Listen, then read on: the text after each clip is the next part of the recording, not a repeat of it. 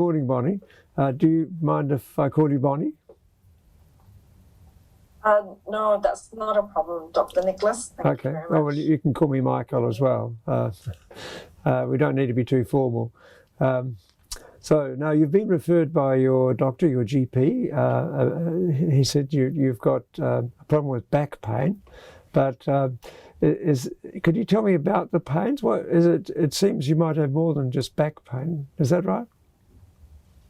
Yeah. So I've got yes, it's been sort of the back pain to start with, and then the pain kind of just goes up my spine, and then it does affect my neck. It makes it really tight and squeezing, and then I get these sharp pains, and sometimes I get these like surges of did you see that?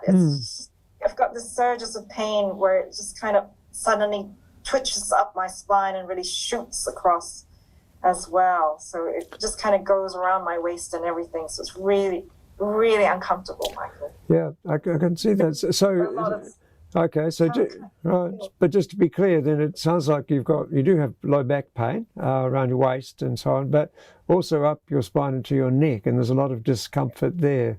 Is that right? Yes, that's okay. That's right. All right. And so what I need to look at is how this started, and what's been its effect on you and your family. So we could start with how did it start? Well, it kind of started about 3 years ago, and so I was really excited. I got this new job as a trainee solicitor, and I was working really hard, but it was okay. There's a lot of, because of the work requires a lot of files. We move from offices to offices, and there's a lot of moving equipment around as well, and these large files. The trolley that I was pushing, I pushed it, and then suddenly the wheel broke, and then I was lunging for the files to make sure they just didn't scatter all over and fell down into the drain. And then since then, I kind of injured my back. I think that's when it started then. And I was just thinking, it'll be fine, I'll be back on my feet after, a few weeks, maybe a month. Well, what's happened now is here I am, 3 years later, still in a lot of pain, and it's really affecting my life. Right, it does sound like it's had a big impact, but it started with basically just this problem with the little cart you were pushing along, and then you felt this pain in your back when the wheel came off, But that pain has actually persisted despite all the treatment you've had. But it sounds like you've also kept on working. Is that right? Yeah, I mean, I got my kind of like, this job is, my dream job, and going to sustain me and hopefully give me a brighter future. But I am still a trainee solicitor. I'm nearly there. So I think I've got less than a year to go. And I have to work very, very hard at work because there's a lot of deadlines. There's a lot of cases to kind of go over. And it's very difficult because it can be really long hours. And I have to, again, keep moving these files, going through a lot of files. And I'm kind of hunched over a lot, working on these papers all the time. And there's a lot of typing, and there's a lot of screen time as well. So it's really long hours, and I kind of feel a lot of pressure to kind of complete my work and to meet these deadlines, because court dates are court dates, right? That's it. You can't sort of change those. No, So there's not a lot of flexibility there.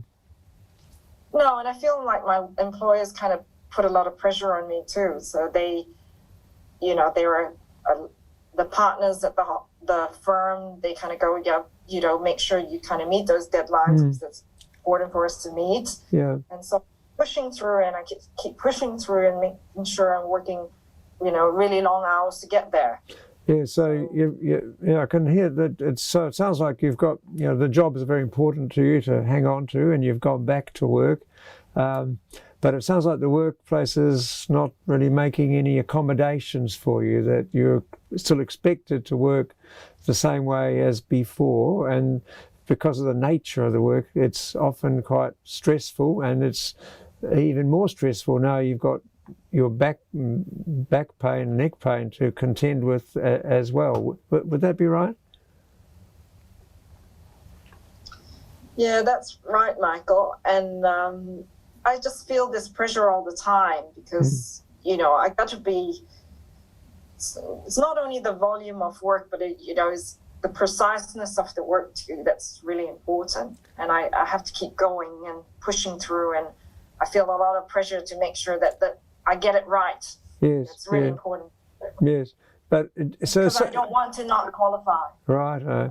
So some of the pressure comes from the workplace, your employer, but some of the pressure comes from you too, about you want to finish your training and qualify, so you want to keep going, but this pain is becoming a barrier, an obstacle there. Would that be right?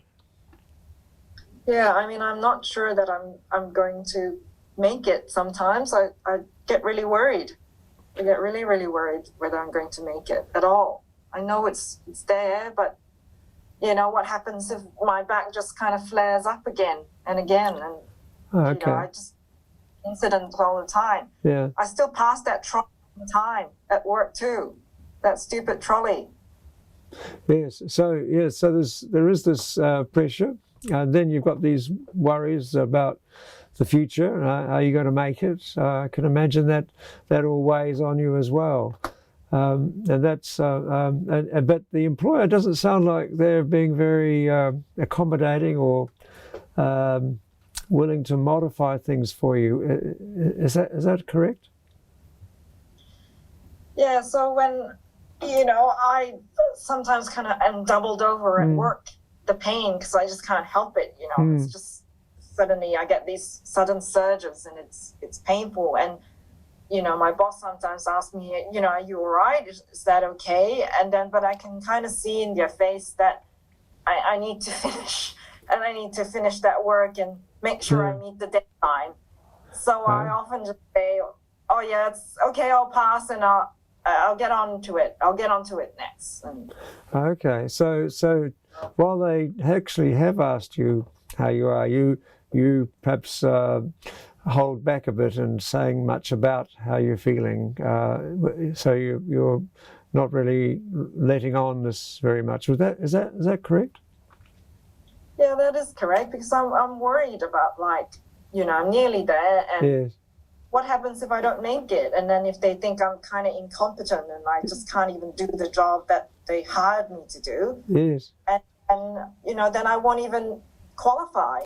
Yes. And all this effort and just pushing through is just completely wasted. Yeah. So you've worked on this for a long time, for years at university and in the law firm. So those are very they're normal pressures anyway, and then you've got the extra pressure of this back problem and the uncertainty about what it all means. So you can see those are very realistic issues for you. But you also mentioned at home. Who's living at home with you?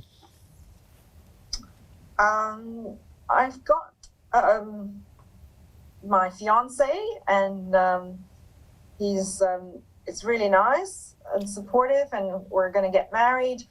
And I've also got a little dog, so I got to look after my little dog. He's quite young; he's just a puppy. Needs good care at the moment, and also a lot of walking as well. But as much as he's cute, but he kind of really yanks on the lead, and sometimes when he yanks, I just get that surge in pain, and I just get crippled. Sometimes I'm just kneeling on the ground, and people pass by and go, are you all right? And I just have to sort of even catch my breath to try and get up again. Right. So the dog is quite a handful, but it sounds like you're the only one doing the dog walking. Is that right? Yeah, mainly I'm doing the dog walking, because my fiance, works a lot of shifts and he has to sleep during the day. Mm. And so I kind of feel like I should kind of look after the dog more because he needs his sleep and he needs to look after himself. And I don't think, you know, he then has to go and work late night shifts mainly because he's a freight train driver. Mm. That it's really important he concentrates well, right? Because he's Yeah. driving a massive train. Yes. And he does offer to help us. Is he aware of how much trouble you're having with your pain? I try and hide it a bit because I just don't want him to worry too much. But sometimes I feel quite a lot of pressure because obviously I'm hoping to qualify soon and we're looking towards the future together. And we've, you know, start that conversation about, you know, what about the family in the future? And it's just worrying me because I just feel even more pressure and I'm not really sure. Are we even going to make it? You know, are we going to even make it or get there together? Yes. So, okay. So it sounds like a bit like a work where you're hiding how you're feeling a bit and what the problem is. But even with your fiance, you're, you know, holding in a fair bit by the sound of it and not really sort of discussing the issues, even though he's indicated, you know, willingness to help, but you're equally concerned about his welfare. So, but neither of you sort of are talking about it. Would that be right?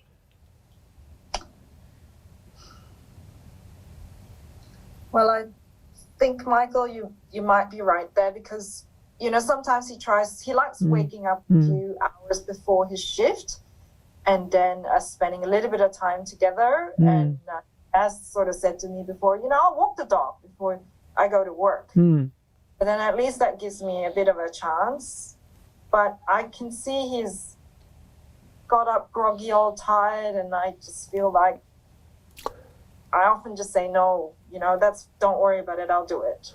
Okay, so you're both sort of, you know, showing concern and care for each other, but still not really talking about what you're having to deal with, and he's not talking about that either.